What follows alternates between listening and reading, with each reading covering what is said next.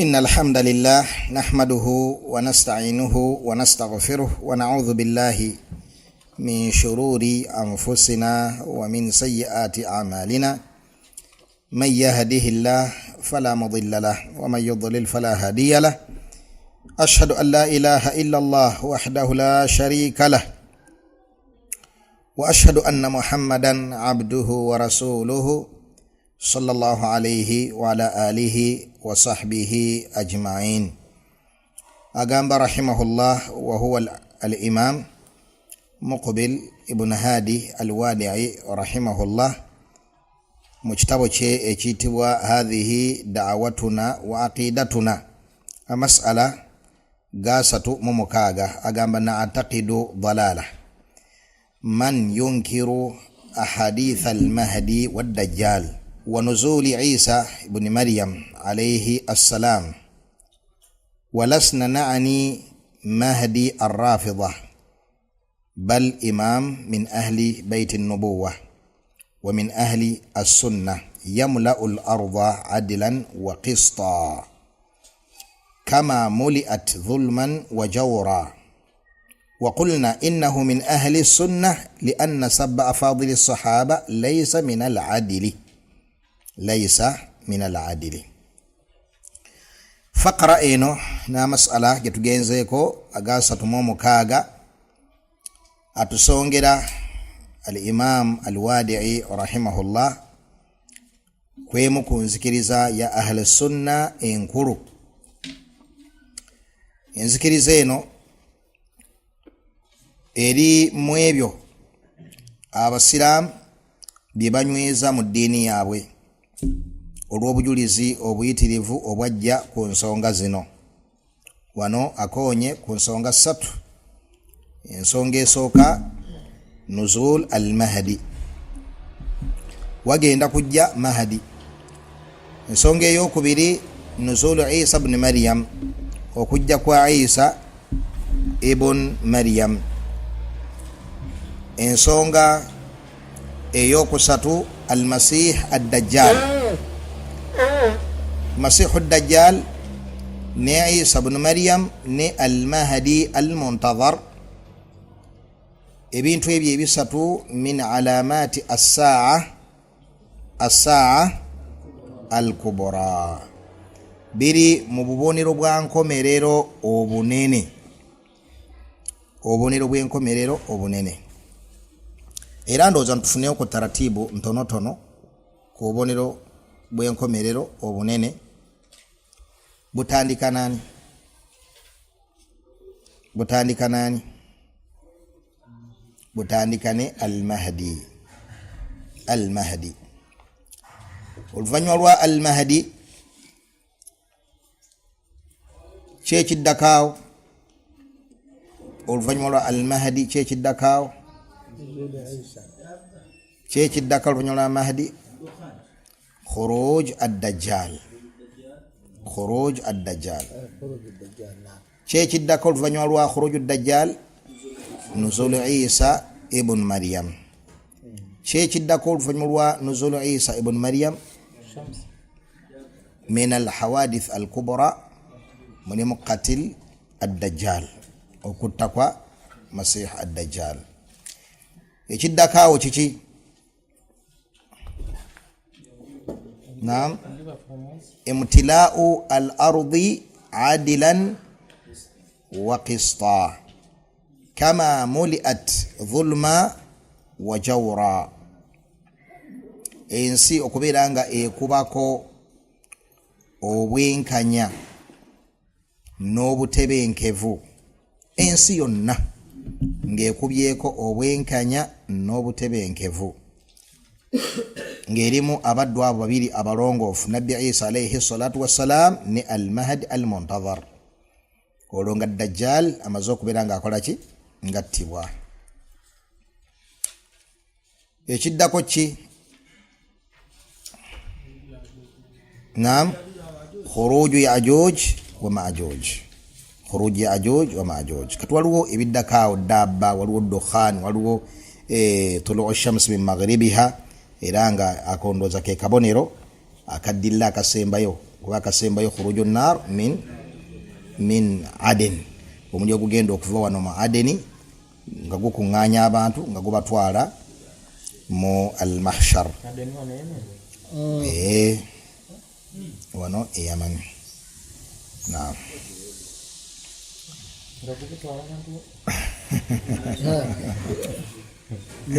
إلى المحشر سوى يمن جولي مالي كيف يا فوين قاتو بجوني kakati Adeni adegwali kupi wako na kusena kukuzawa ali agudide Adeni Museveni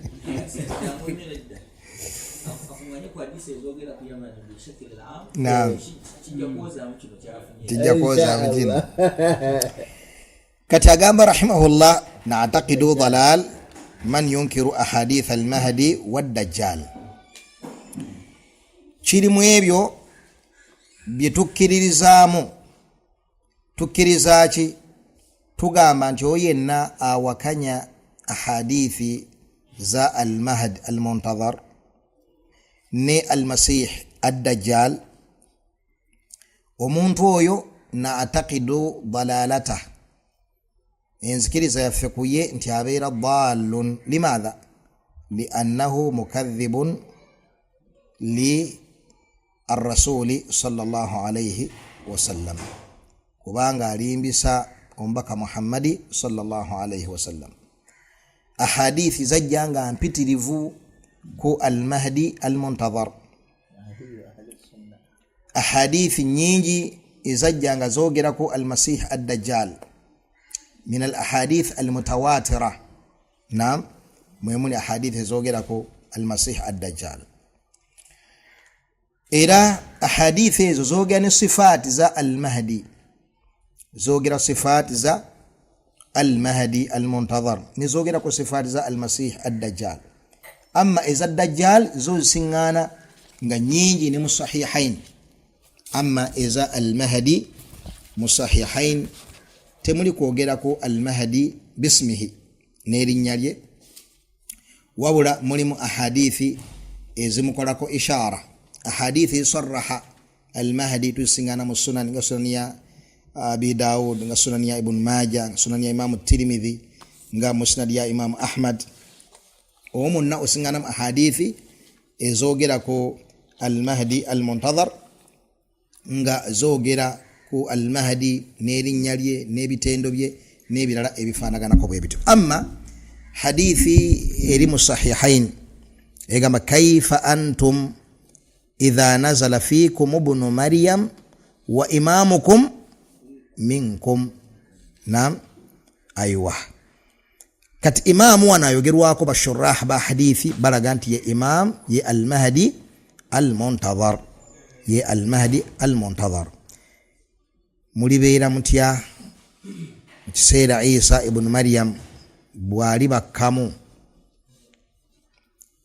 n'abasiŋŋaana nga muline imaamu wammwe era yo hadithi eraga nti al-mahd muqaddam ala nuzuli Isa ibn Maryam kati yo hadithi ekola ishara ku al-mahdi al-muntazar wa illa ahadithi mpitirivu eziri mu sunan hatta zatuka n'okwogera ebbanga lyagenda okumala nga hadithi ya Abi Sa'id al-Khudri radiyallahu ta'ala ni musunan ya Imam Abi Daud egamba nti no yamkuthu fil ardi 7 sinin agenda kubeera ku nsi emyaka emeka emyaka 7 kakati tulabe kuzino hadithi ekitono kyezogera ko al-mahdi al-muntazar yagamba alayhi salatu wassalam hadith Abi Sa'id al-Khudri aganti yakunu min ummati al-mahdi umma yange mugenda kubeeramo al-mahdi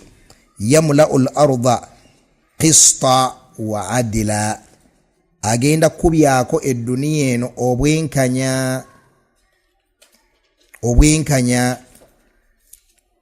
obulyazamanya bugenda yani bugenda kubuutikirwa buno bonna betulawo buli munsi nga kaweefube waba jababira gwe bakola okubeera nti bafungama ku nsi yenna agwe butaka abantu babeere nga bali fi adilin wa fi qistin, babeere nga bali mu bwenkanya, tewali muntu ali azaamanyizibwa. Ekyo nno nga kigenda kubeerawo mu bukulembeze bwa al-Mahdi al-Muntazar. Kakati wano tulabye ekigambo kigamba nti yamla'u al-arda qista wa adla. Ekigambo kino qist, naam, singa kibeerako kasra kiba kitegeeza ki? Kiba kitegeeza obwenkanya, kiba kitegeeza obwenkanya. Saate singa kibeerako fatha kiba kitegeeza ki? Bulyazaamanya. Wa amma alqasituuna fakanu lijahannama hataba. Alqasituuna yani adh-dhalimuna. Naam, kakati singa ekigambo kibeera qasata kiba kitegeeza ki? Dhalama. Qasata yani dhalama. Aha. Kakati ate qista la bisin. Kakati atao kino ekyaguntu tuba tugenda kukyogera tutya? Ani atuwa fi'il maadi ey'obwenkanya. Wetulabye qasata yani dhalama. Sube kiri? Aha. Aqsata kitegereka. Aqsata kitegeeza nti nno oyo yakola obwenkanya. Inna Allaha yuhibbu al-muqsitin. Naam, wa aqsitu. Inna Allaha yuhibbu al-muqsitin. Naam. Kakati singa omuntu agamba nti qasitu aba ategeeza muki? Aba ategeeza dhalimun. Tayib, kakati waba ayagala okutegeeza omwenkanya agamba atya? Muqsitu. Kitegereka. Fulani muqsitu. Naam. Hadithi egambe etya? Muqsitun muwaffaq.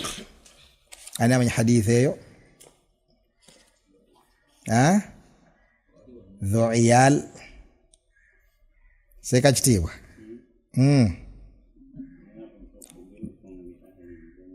Ala ukhbirukum bi ahli al-janna, mbabuulire ku bantu b'omujjana. Dhu sultan. Naam, gireete seka yonna. Naam, dhu sultanin muqsitun muwaffaqun. Aywa, kitwagadde muqsitun.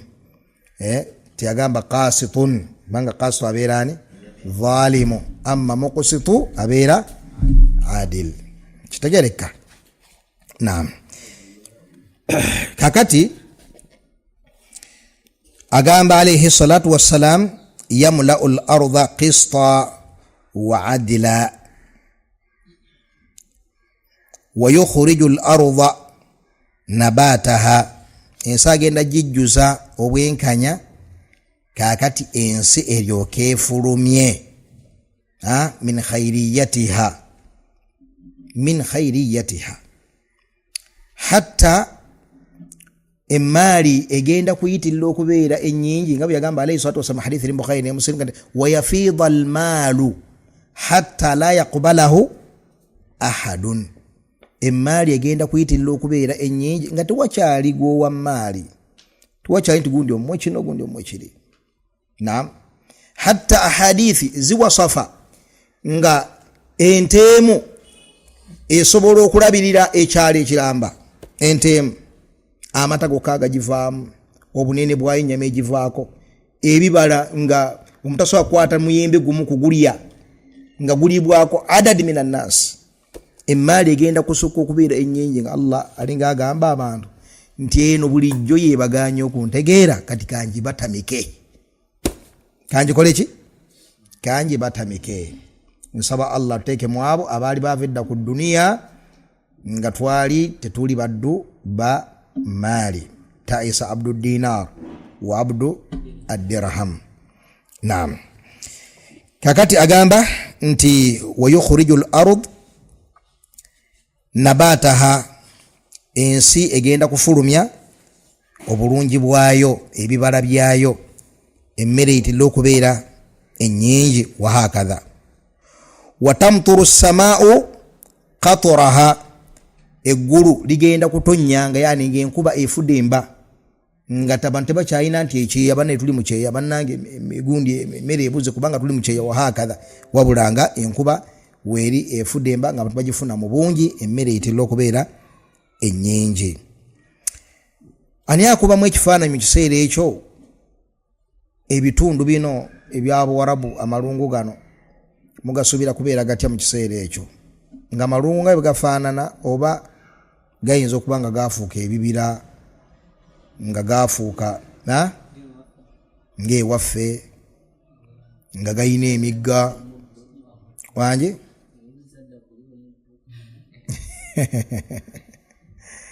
ng'embuzi zeekombera ku tuddo, zaava dda ku gundi, ku karatini, ku mabokisi n'obutiititi.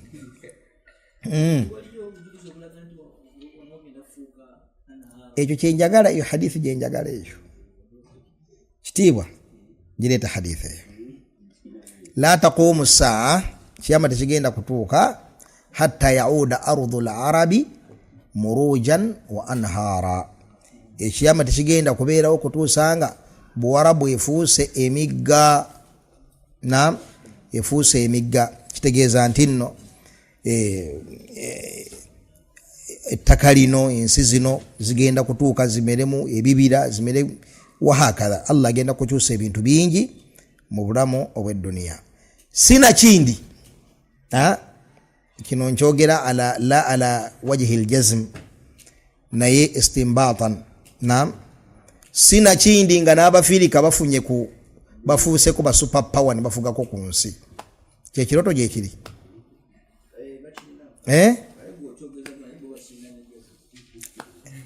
Bakina ne jazm. Kisobokera ddala. Era waliwo hadithi gye ntunuulira nenfunamu endowooza eyo, kyandibanga hadithi eyo esonga ku makulu ago. Ani ayinza okulowooza ku hadithi eyo? Eya Umaru egamba etya ssebo? Eya Jibuliiru eyali Aisha tatawaluna fil bunyan. Tusobola naffe okwekubagiza nayo. Subira netuyallaka kweyo Aisha bannamalugu bagenda kweyagalya muziikalina. Kakati otufudde bali Aisha kitiibwa. Tayib. Tuwaliwo hadithi endala. Naam. Eyo naye esobola okubeerayo kubanga esobola okubeera ena wajihi min at-tatbiq, nga Nabbi sallallahu alayhi wa sallam justi yali takoona bukoonyi ku kifaananyi, naye nga naaga amakulu gye gali mu maaso. Wa in ta'ammara alaykum abdun habashi, ne bukibiireya nga abafuze muki muddugavu. Naam. Eyina wajihi nnene seeka, kituufu. Ne waliwo endala ena Abdurrahman, anti omuntu bw'abeera nga mwetaavu, totakulanga ku nsawo. Tebatakulawo, ojja mwabya omutima. Kakati abasomesa tebaagala batakula matu nga babuuziza ebibuuzo. Bw'atakula okutubwata kati abadde akola ki? Yuno.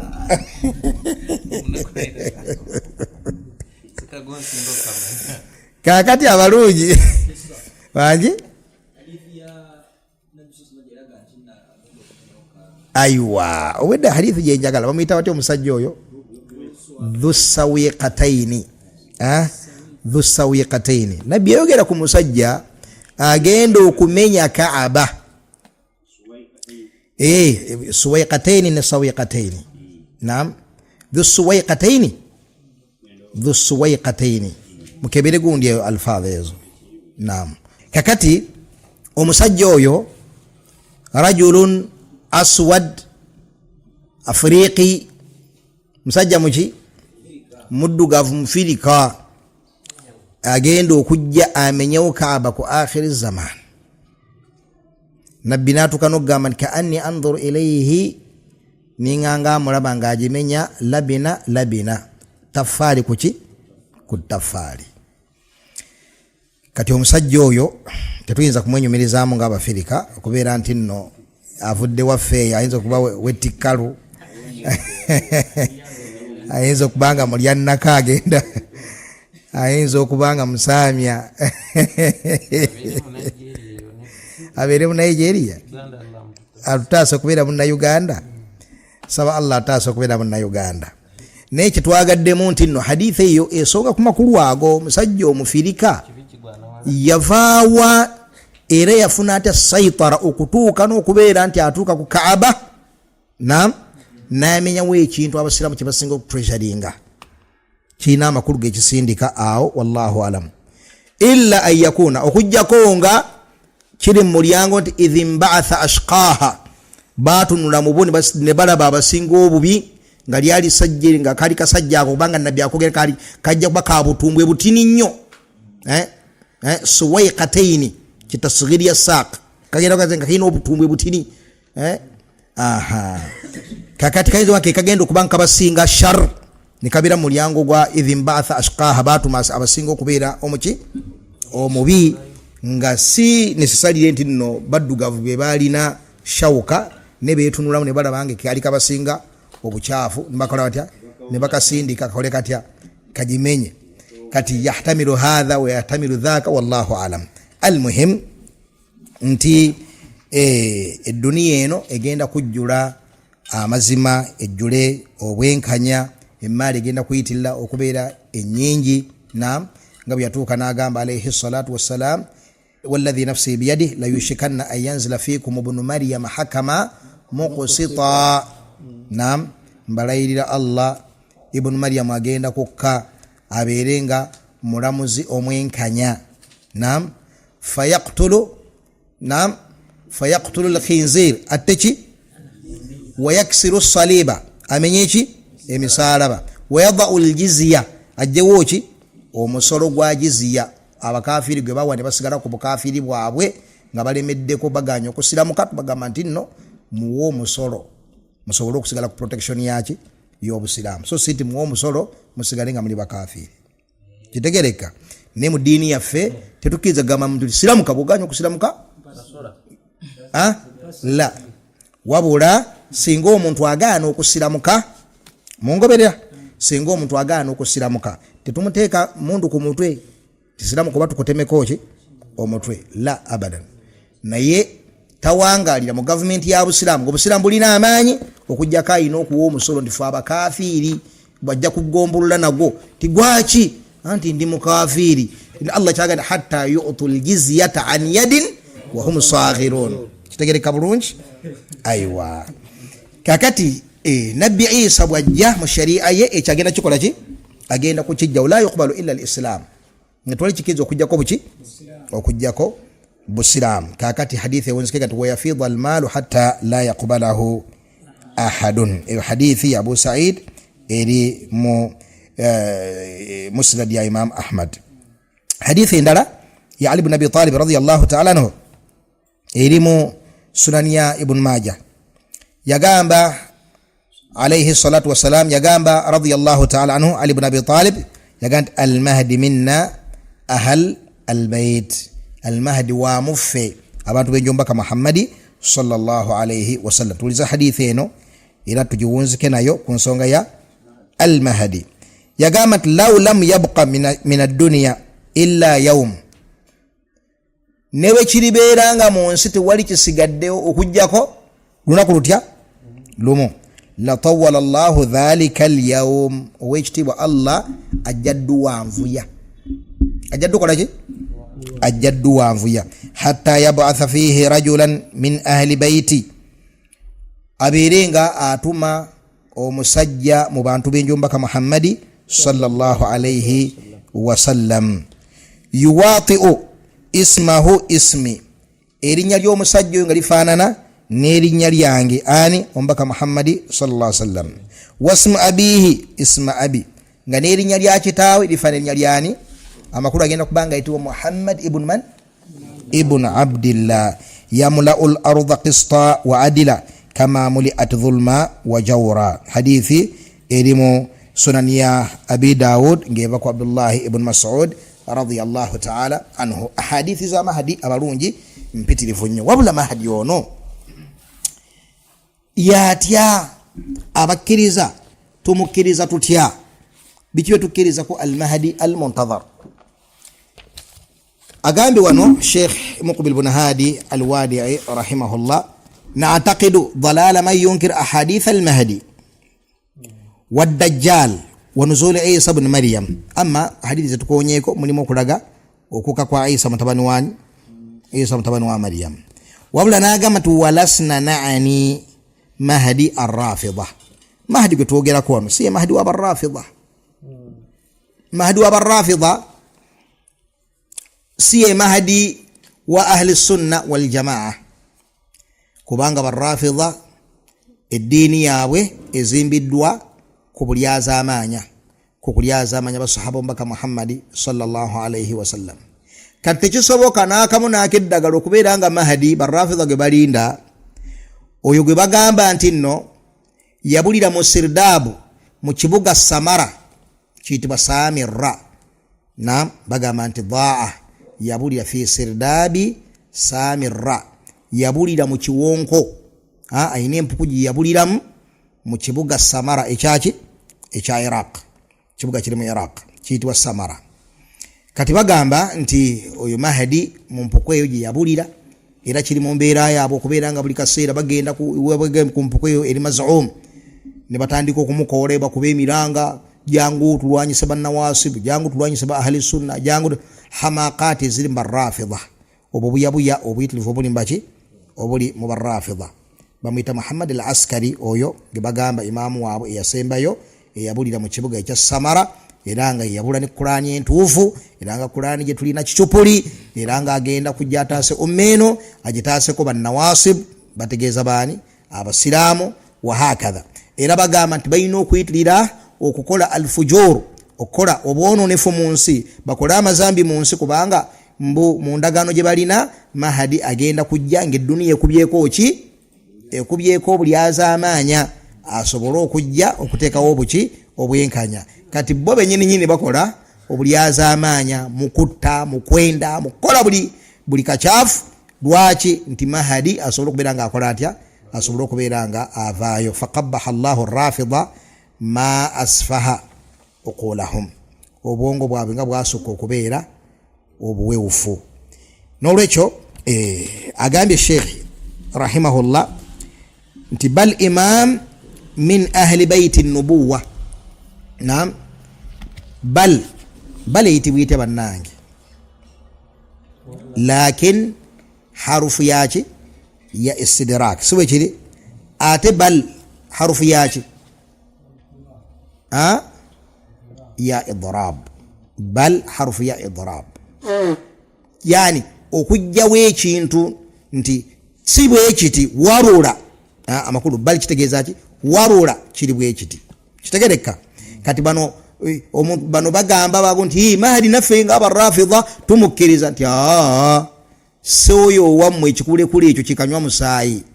Bal wabula twogera ku mahdi ng'ava mu baiti ya nubuwa, ava mu njomba ka Muhammadi sallallahu alaihi wasallam, ennyumba ey'obunnabbi nga n'erinnya lirifaana erinnya ly'ombaka Muhammadi sallallahu alaihi wasallam. Agantu wa min ahli sunnah, era mahdi wa ahli sunna, yamla'ul arda adila wa qista, ensagenda gikubyako obwenkanya, kama muli'at dhulma wa jawra, nga bwe yasukkirira okubeera nga ejjuziddwamu obulyaza amaanyi. Kati n'agamba nwenjagala akazinano kawe Sheikh, wa qulna innahu min ahli sunna, tugambye nti mahdi ono wa ahli sunna, lianna sabba afadili sahaba laysa min al-adil, kubanga okuvuma basahaba ab'ebitiibwa tekiri mu bwenkanya. Kati abeera atya nga azze kuleeta bwenkanya mu nsi ate nga ali mu kibinja kyabo abavuma basahaba mbaka Muhammadi sallallahu alaihi wasallam. Bal sab as-sahaba, okuvuma basahaba a'adhamu, kisinga okubba emaali y'abantu, okunyaga abantu, okutta abantu, okuvuma basahaba mbaka Muhammadi sallallahu alaihi wasallam, kubanga ekyo kigendererwawo kutta ddiini na kugisangula. mu mitima gy'abantu saate wano kuba kukendeeza duniya y'abantu والفرق بين الدنيا والدين مثل ما بين المشرق والمغرب.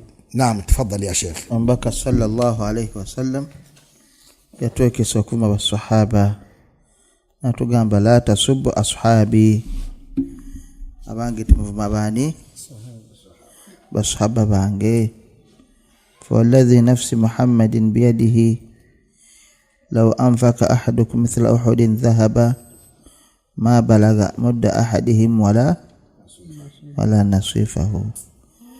نوليشو bannange basahaba tebavumwa era kubimu kubiraga obukafiri nti babashia barafidha bakafiri kuba nti yasubuna khiyaru hadhihi al-umma bavuma abasinga obulungi mu ummeno. Allah subhanahu wa ta'ala bi recommendinga nabakakasa kejjana nga bachali nabachi nabalamu eshara tutino okumanya nti ba ahli sunnah wal jamaa tulina mahdiyul muntazar ne ba ahli bid'ah abashia baina mahdiyul muntazar. Mahdi wafe bitendo Sheikh abinyonyode ate mahdi wabwe yabula bambalinda muki mulinde ate nga kigambibwa nti khayali talinayo kigambibwa nti Muhammadi al-Askari yafa nga kyali mwana muki muto nesenga bagamba nti yafa segeza nti enzikiza wewe kumyawo ya imama wewe kumyawo kati balina okugamba nti yakyaliwo kintu kyasobola okugenda mu maaso naye nga khayali jasi bifekinga takola atya taliyo. Nolwekyo kyensobola okwongerako inshallah mu darusu eno. Masihu Dajjal tetumwogeddeeko naye ahadithi za Masihu Dajjal abasiraamu bangi muzimanyi ebimukwatako. Naam, Riyadh as-Salihin eryawo Sheikh tukone ku hadithi za Masihu Dajjal kone walau 3 daqaiq. Naam. Inna Allah laysa bi'awar mazmu wajtibu Allah siwa turu ala innamal Masihu ad-Dajjal أعور العين اليمنى كأن عينه عنبة طافية. بولا بيري سوليا مسيح الدجال أفانانانغا عنبو إريكو إيشي إريكو أوبوزيبو عنبة طافية. عنبة طافية إيشي عنبة تجمعني يوم زبيبو سوى إيشي كاتي عنبة طافية gwe muzabibu gwosingananga gwononeseko saidi enki emo. Eriiso lya Masihi Dajjal bwe tulikola tya eyo hadithi bawula basinga gireetera ku masala ki inna Allah laysa bi'awar ala innama al-Masih ad-Dajjal a'waru ماذا العين اليمنى كأن عينه عنبة طافية. حديث بتلجت لمسألة الله لنا أماسو آبيري. نعم kitegeezaki singa Allah talina maaso nabi yali gambye bugambi mazima Allah talina maaso ate Masihu Dajjal alina maaso. Naam, ne agamba nidda Allah wa musi awar katati Masihu Dajjal agenda kutambula nga yeeyitani nga yeeyita Allah. Naam, kad innal Masiha ad-Dajjal a'waru al-'ayni al-yumna. Ne nabbi agambye atya inna Allah laysa bi'awar ala inna al-Masiha ad-Dajjal a'waru al-'ayni al-yumna ka'anna 'aynahu inabatun tafiya. Digati Allah alina maaso kakati alaga nti gana maaso ge gono shaytani gono mujrim Masihu ad-Dajjal go maaso ga bumogo ate maaso ga Allah gajjude al-kamal. Ngabi tukimanyi ba ahli sunna wal jamaa nti Allah subhanahu wa ta'ala buli kyonna kiyatugambe ekimukwatako tukinywezaawo mu makulu gennyini getumanyi ate si mu kaifiya gye tumanyi, si mu kaifiya gye tukola tutya. Lwaki tugambye amakulu?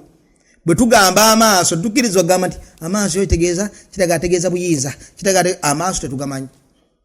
Ma yubusaru bihi kyekirabwa nakyo gemaki aye tetukirizibwa kunoonya ku mahiya yaago gafaanana gatya, oba gafaanana bwe gati, oba gafaanana bwe gati, oba galinga na tetukirizibwa. Tulina okunywezaawo amaaso ago ne tunywezaawo n'amakulu g'amaaso ago, ate ebigakwatako tetubimanyi.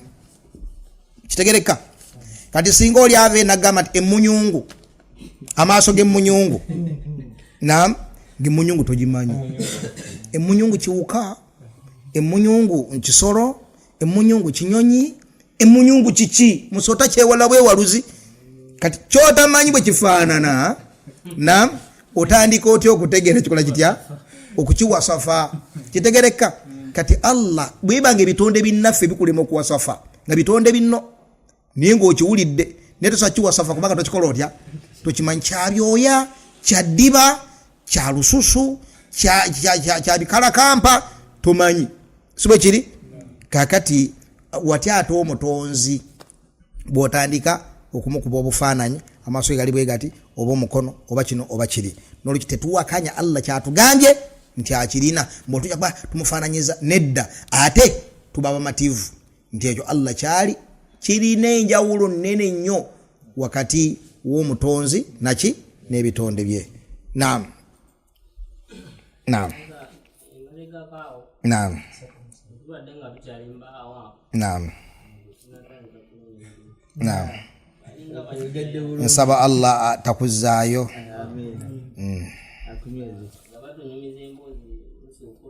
Naam, naam, naam, naam,